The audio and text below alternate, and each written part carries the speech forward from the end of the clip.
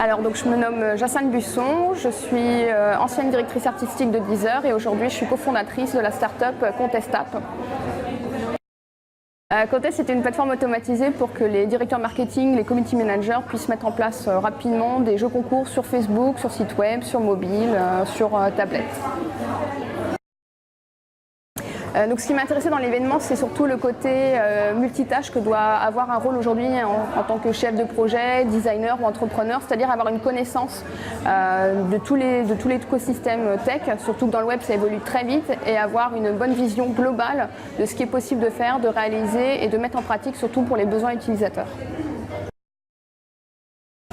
Alors moi là-bas je suis graphiste print, j'ai évolué naturellement dans tout ce qui est web et ergonomie et surtout pour avoir le côté un peu plus indépendant de la conception de mes projets, je me suis mise toute seule le soir, le week-end au CSS, donc c'est-à-dire faire des tutos, apprendre, solliciter des développeurs, des intégrateurs pour avoir des astuces et surtout mettre en pratique ce que je voulais mettre en place sur mes projets. Donc essayer surtout d'être indépendante et ne pas solliciter à chaque fois quelqu'un pour mettre en place tous les projets, tous les sites web ou les applications mobiles que je souhaitais rapidement diffuser.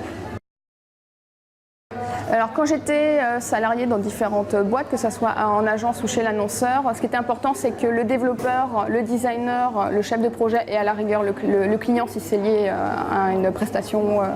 de client,